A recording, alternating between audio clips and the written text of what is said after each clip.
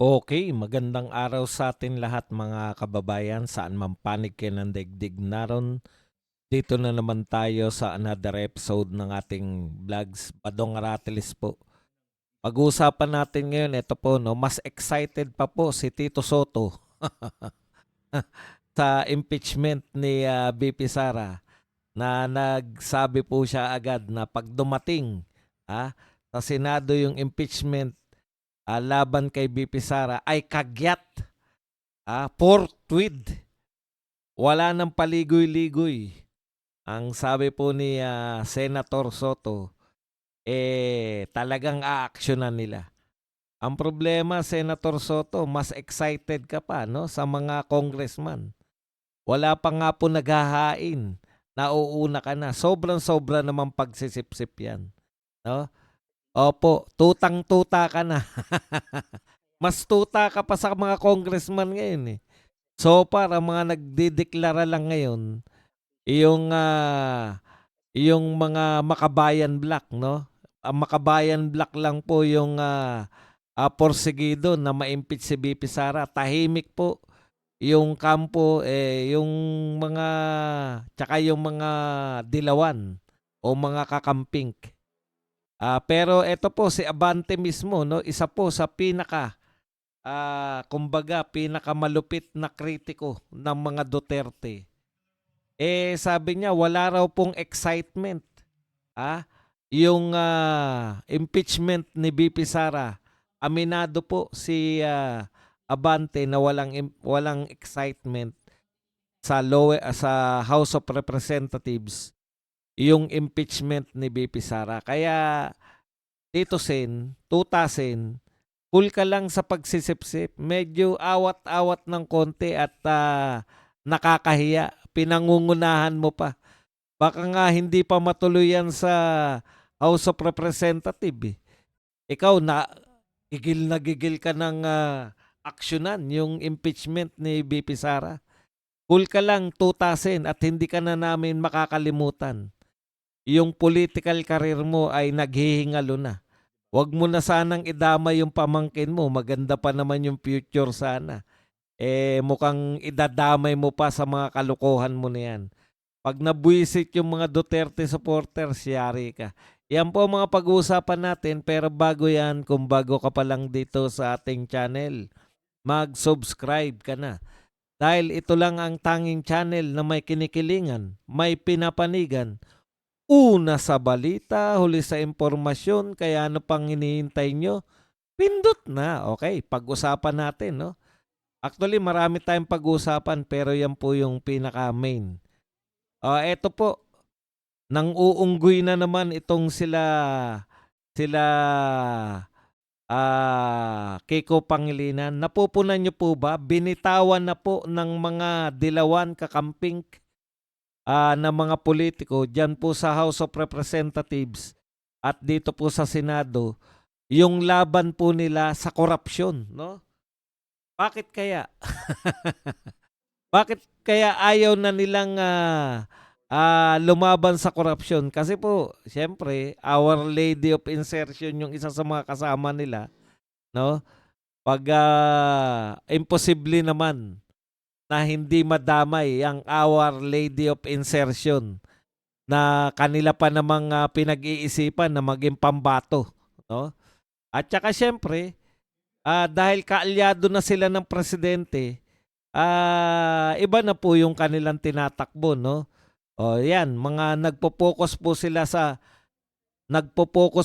sa pambubudol. Alam po ninyo, iba po yung panahon, hindi po dapat business as usual ang treatment ng mga senador at congressman. Yan. Tahasan ko pong sinasabi na hindi ito dapat business as usual.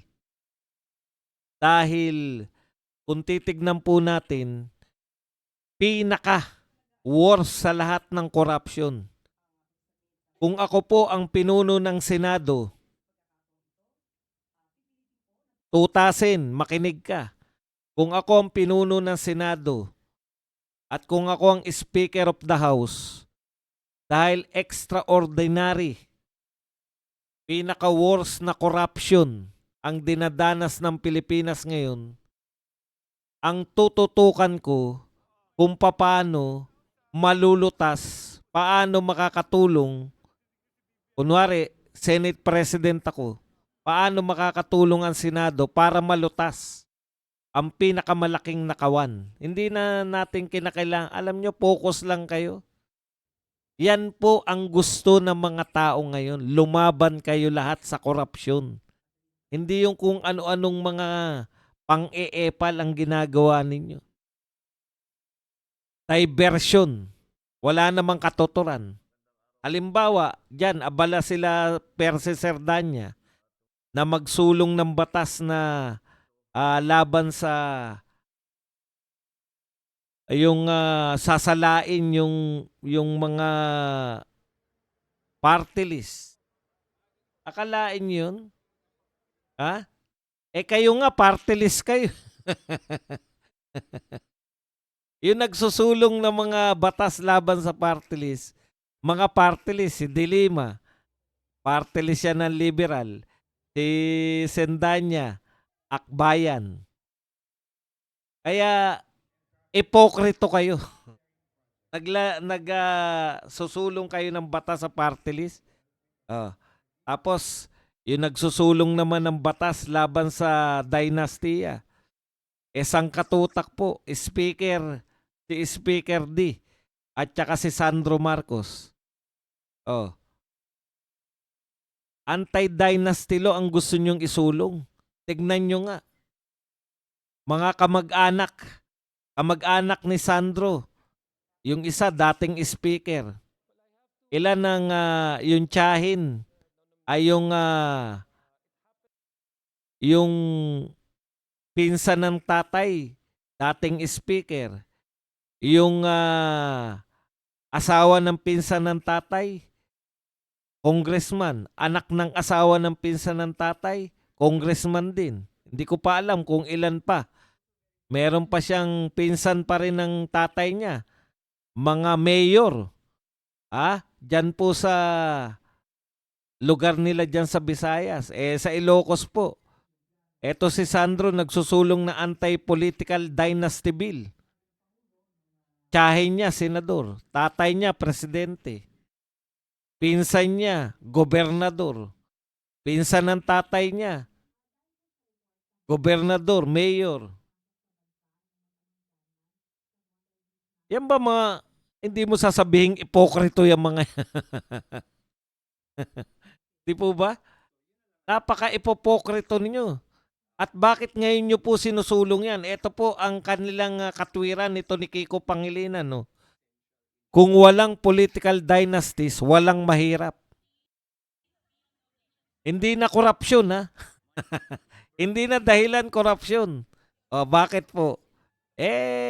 Pag napasikat nila yan, kung walang political dynasties, walang mahirap, ibig sabihin, wag natin iboto si Sara Duterte dahil tatay niya presidente. Alam niyo yung mga ganyang kaisipan na lahat dapat tayo, tuto kayo dapat sa malawak na korupsyon, hindi yung kung ano-ano. Wala naman pong masama sa gumawa ng batas, trabaho nyo yan eh. Kaya lang, eto po practical napaka-practical nito. Wala po ba tayong batas laban sa mga magnanakaw? Meron. Meron na. Graft and corruption. Wala ba tayong batas sa graft and corruption? Meron na rin. Wala ba tayong batas laban sa plunder? Yung malakihang pagnanakaw? Meron na rin. Wala ba tayong batas na makipagsabwatan yung mga kontraktor laban dito sa mga government official, lalo na sa DPWH? Meron na rin. Bawal din. Wala ba tayong batas laban sa namomorsyento sa gobyerno? Meron din. So lahat po ng batas na yan ay naipasa na at umiiral na. Di po ba? Lahat ng batas na yan umiiral na. Bakit tayo may problema sa pagnanakaw? Hindi po problema yung batas. Ang problema po yung mga lumalabag sa batas. Nilalabag nila precisely yung batas na nilagay. Yung sinasabing safeguard para pangalagaan tayo mula sa mga magnanakaw, nilalabag ng mga magnanakaw. So hindi po pala yan ang problema, hindi po kalutasan yung panibagong batas laban po sa mga magnanakaw kasi lalabagin lang din yan ng mga magnanakaw. Ngayon nga, konkreto na eh. Bawal magnakaw. Bawal ka mangulimbat. Nangungulimbat pa rin. Ang point ko lang mga kapatid, no? Malaki ang problema natin pero iba yung focus natin. Lahat ng tao sa gobyerno, tignan ninyo mga pronouncement. Ano ang minamadali ng Malacanang ngayon? Madaliin na natin yung guidelines sa anti-epal. Alam niyo po ba yung anti-epal? Yan po yung pinagbabawal na maglagay ng mga mukha ng mga politiko. Maglagay ng pangalan ng mga politiko sa mga proyekto ng gobyerno. Anti-epal. Pinagmamadali na ng palasyo yung guidelines. Paano ipapatupad yung anti-epal bill? Masyado tayong busy sa paggagawa ng mga panibagong batas o mga guidelines na lalabagin lang naman ng mga kasalukuyang lumalabag sa batas. Masyado tayong palaisip ng mga panibagong batas para lunasan di umano yung batas dati na kaya nga tayo namumblema dahil nilalabag na ng mga tao. Hindi ba ang dapat ginagawa ang focus? Paano mapapanagot sila sa batas?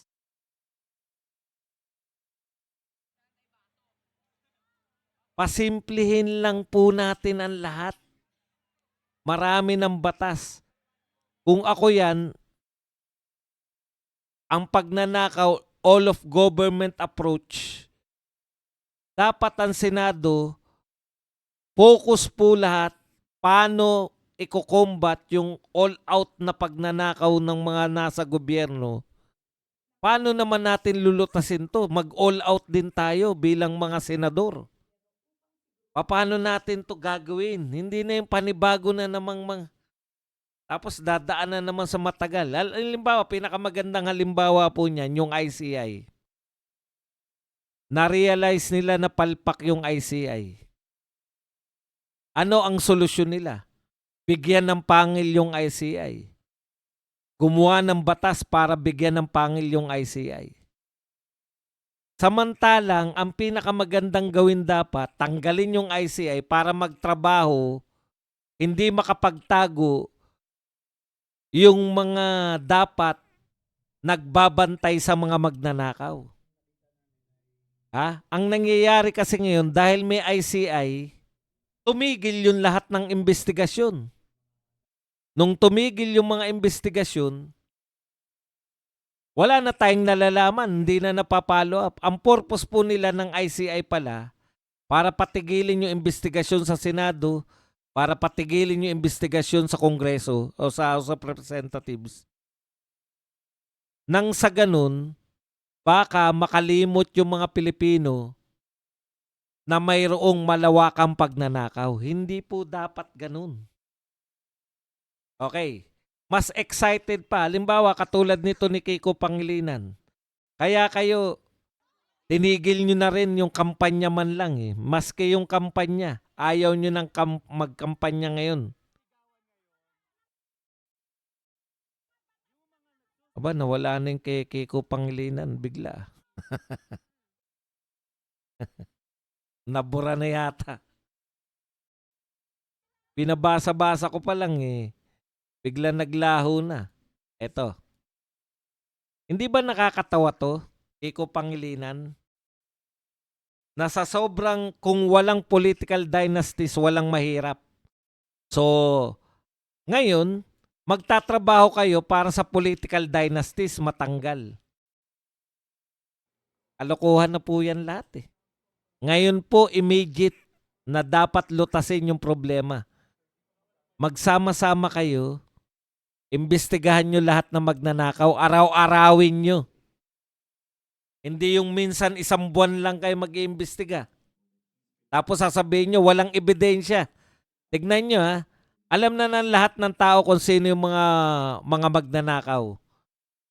Ano yung ina-announce ni Ping Lacson? Walang ebidensya laban kay kay Martin eh. Ang dami nagtuturo kay Martin eh. Bakit ba nag-iimbestiga? Sa tingin nyo, bakit kayo nag-iimbestiga? Para makahanap ng ebidensya.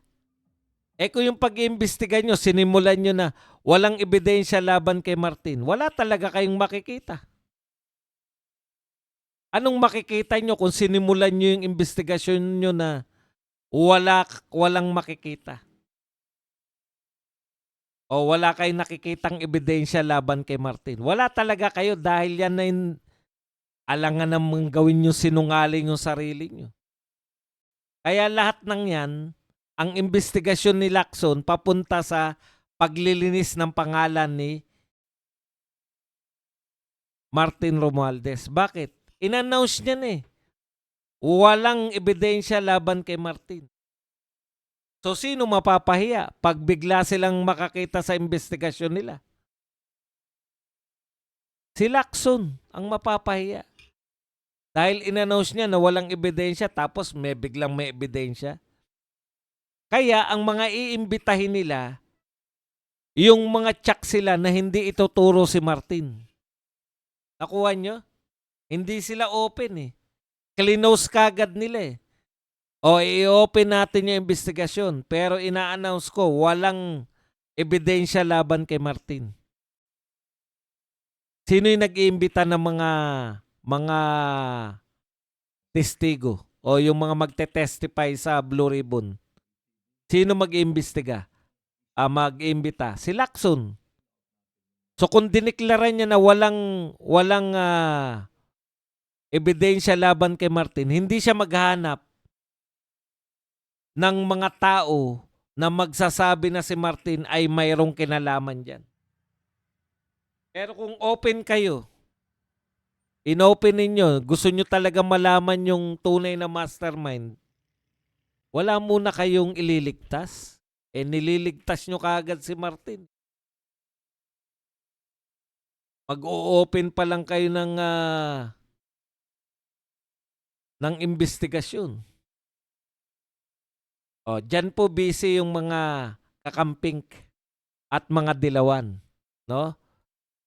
Sa panlilito sa tao. Kaya mahirap ang Pilipinas dahil sa mga magnanakaw, hindi dahil sa dynastiya.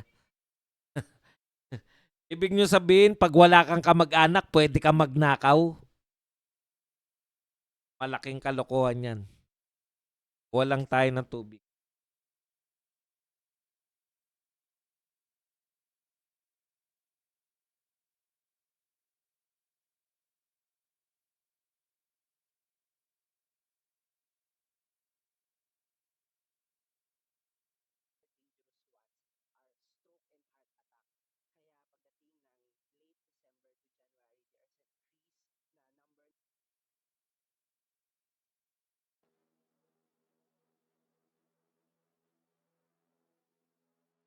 Okay, tuloy po tayo sa mga pagbabalita. Ito po, nagpahayag po si Engineer Henry Alcantara.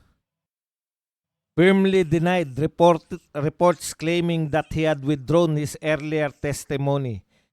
No backing out. Henry Alcantara is standing by flood control scam testimony. Yan po ang sabi ng kanyang abogado. Alam nyo, isang tao lang naman yung pinagmulan ng bumaliktad na at nakikipag-usap tong mga BGC boys sa grupo sa kampo ni Sara Duterte. Para lang po siraan si Sara Duterte. Si Montulpo lang po yan eh. O, di po ba? Kaya tayo wala tayong tiwala rito. Huwag nyo na po iboto yung mga tulpo. Alam nyo kung bakit? Pag naging presidente o vice president po yan, lalo pong yung bunganga ng kapatid nila, lalo pong mamamayagpag yan. Ha? Dalawa na senador sa kanila, hindi pa nila mapigilan yung kapatid nila magkalat ng kung ano-anong chismis. Oh, sunog na naman si Montulpo at saka yung mga naniniwala kay Tulpo.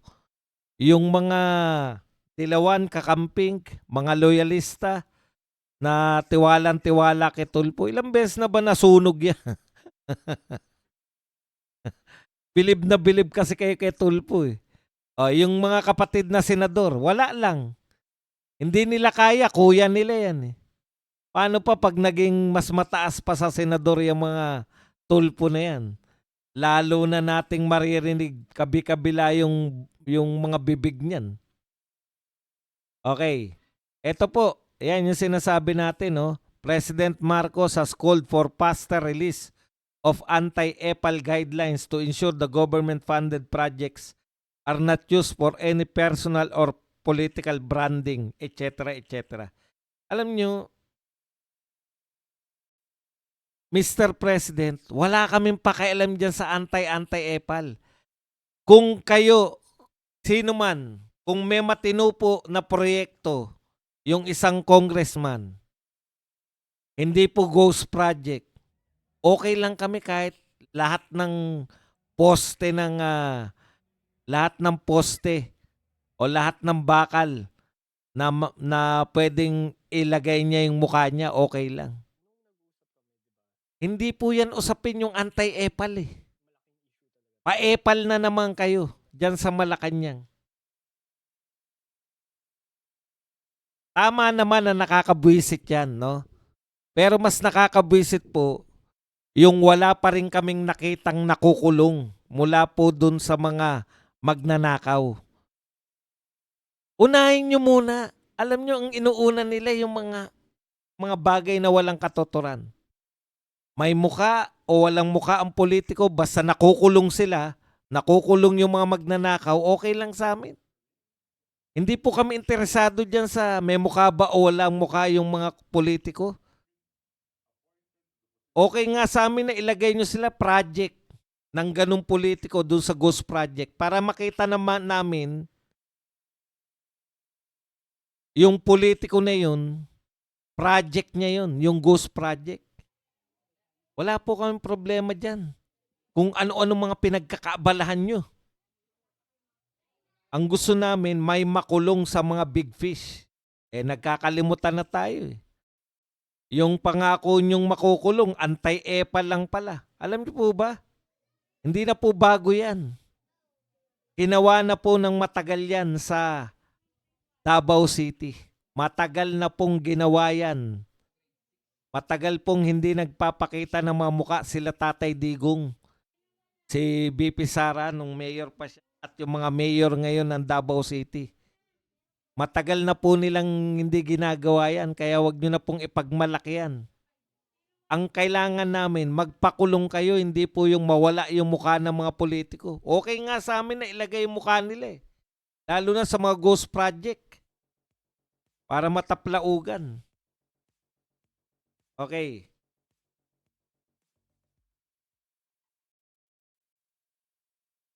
Ito po, Interior Secretary John Vic Remulla said Tuesday that there is still no confirmation on the supposed warrant of arrest issued by the International Criminal Court against Senator Ronald Bato de la Rosa.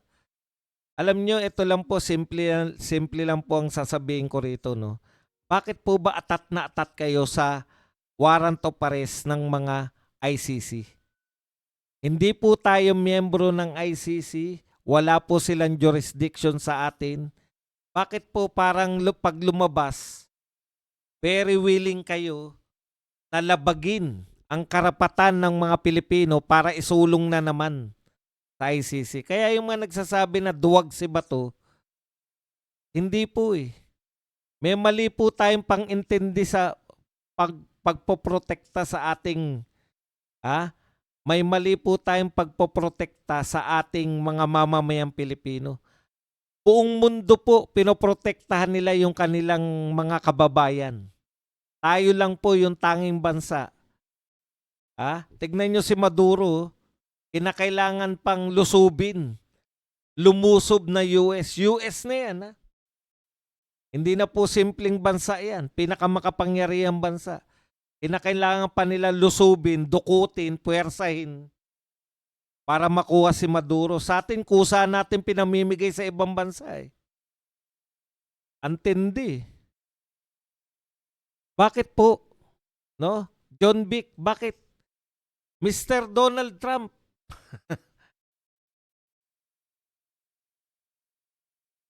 Nakikipag-utuan po itong gobyerno namin sa ICC. Baka gusto nyo namang pakialaman na to. Total, gustong-gusto kaming isuko ng mga tao na to sa ICC. Yung mga leader namin gustong-gustong isuko sa ICC. Pakialaman nyo na rin kami rito para matigil na tong pagiging sunod-sunuran ng gobyerno namin sa ICC.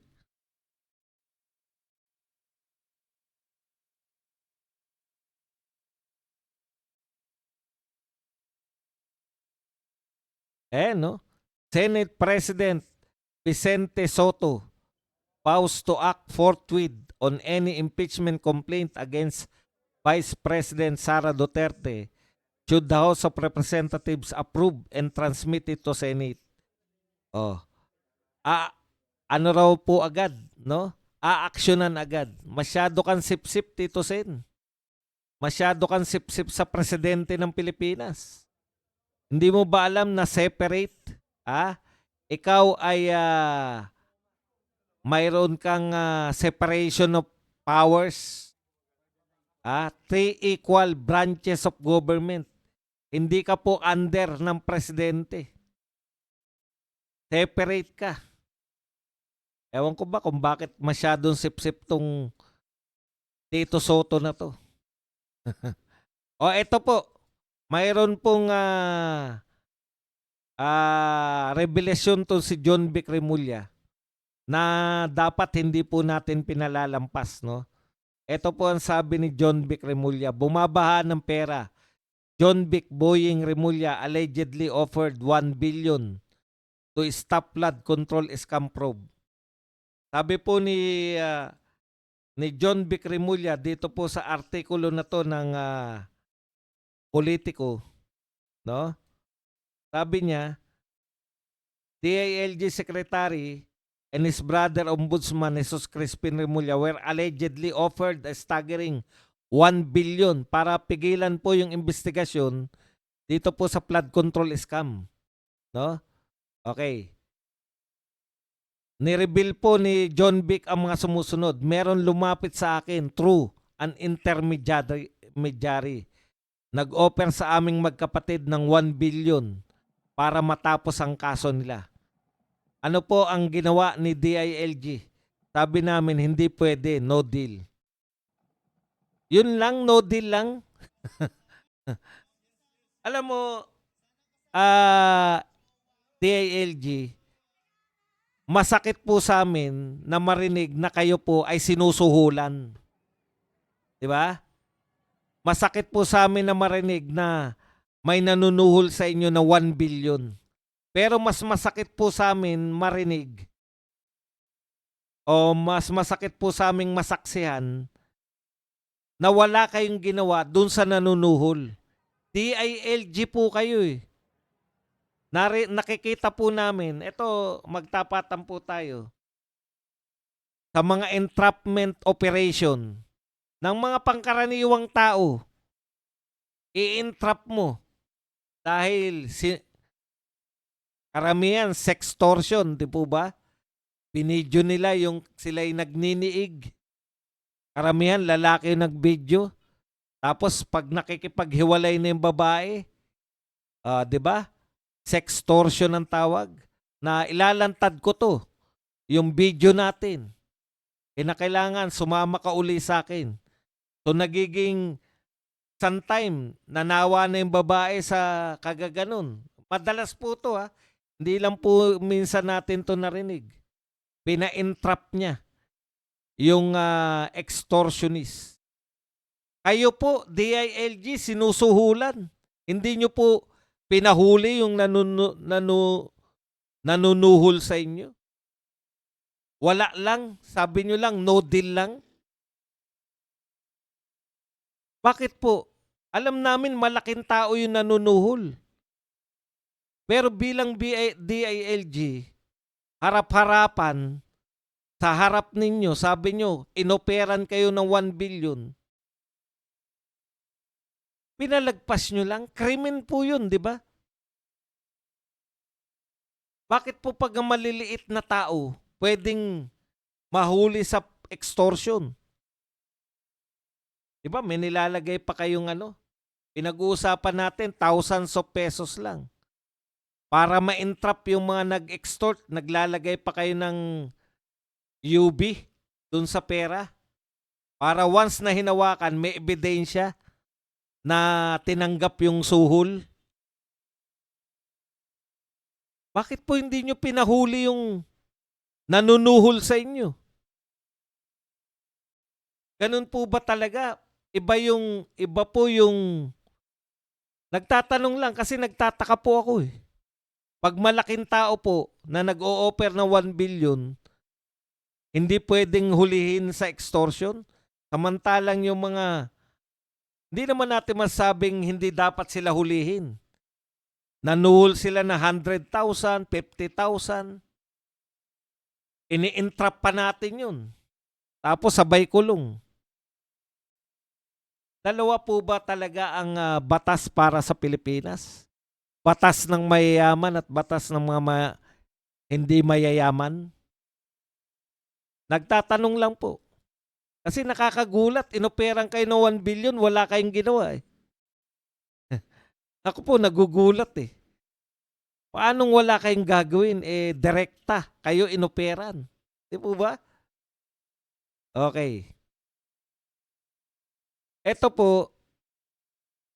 po ang tunay na damdamin ng mga tao sa House of Representatives. Sabi po ni Abante, si Pastor Abante po, kilala po to na talagang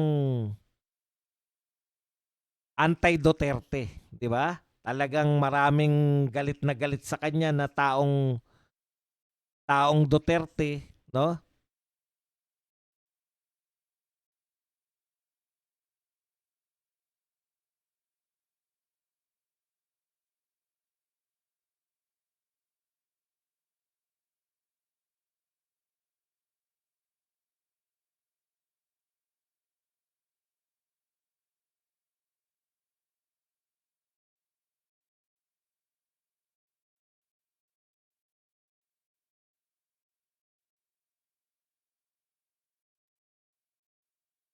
Okay. Natutuwa po tayo kasi hindi po siya magsasalita ng pabor sa mga Duterte. Ibig ko sabihin, pag nagsalita siya, talagang masasabi nating hindi papabor sa Duterte. Kaya yung sinabi niya po na walang excitement, no excitement among administration congressmen to support the impeachment complaints against Vice President Sara Duterte. Totoo po yan. According kay Abante, sa kanyang radio station, wala po siyang nakikita na malawak na suporta para po sa fresh impeachment attempt pagkatapos po ng 1-year ban. No? At so, kilala niya po yung mga congressman na maka-administrasyon eh. Wala pong suporta tong impeachment na to. Kasi siyempre, imaginein po ninyo, ilang taon na lang po, no? Wala naman sila nakikitang bago. Ang sinasabi nila si Madriaga. Yung testimonya daw po ni Madriaga, yan yung pangunahing lalamanin ng bagong impeachment. Kasi wala na pong silbi yung ano eh, yung confidential fund eh. Dahil pati testiguhin lang po ng kampo ni BP Sara yung COA at ipapaliwanag sa kanila na walang anomalya. Nung una kasi, hindi pa po nasusuri gano'n ng COA eh. 'Di ba? Nasa proseso pa lang po sila ng sinusuri nila paano ginastos, umaringkada kagad ng investigasyon yung House of Representatives. Ngayon po, na nakapagbigay na sila ng opinion, unmodified, malayo po sa inaasahan ng mga congressman, mahirapan na po sila na impeach si BP Sara sa pamamagitan ng confidential fund. Yung inimbento po nilang Madriaga, mismo si John Vic nagsabi na hindi nakausap ni Madriaga si BP Sara. Iba ang dinalaw ni BP Sara.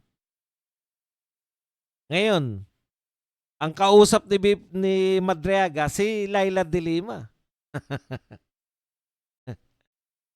Tapos, yung mga sinumpaang salaysay, saan ka nakakita? Classmate o schoolmate niya daw si BP Sara. High school si BP Sara, nung sinasabi niyang petsa na sila ay magka-classmate o magka-schoolmate sa law school. Ang talino pala ni BP Sara. Ba? Merong kasabihan yung mga abogado, palses 1, palses 2, palses 3. Bingo. Kaya talagang pilit na pilit, no? Pilit na pilit po ito. Yung pagsasampa, mukhang hindi po popular. Mukhang kasi po naging problema po 'yan ng mga congressman nung nakaraan, lalo na po yung mga congressman na nasa Mindanao at Visayas. Hirap po silang paliwanag kung bakit sila pumirma sa impeachment kay BP Sara eh. Ang dami natin nakitang video na nagpapaliwanag sila, no? Bakit sila pumirma kay BP Sara? Pero syempre, pwede rin namang sinasabi lang yan ni Abante na hindi kami excited eh. Di ba? Para parinig.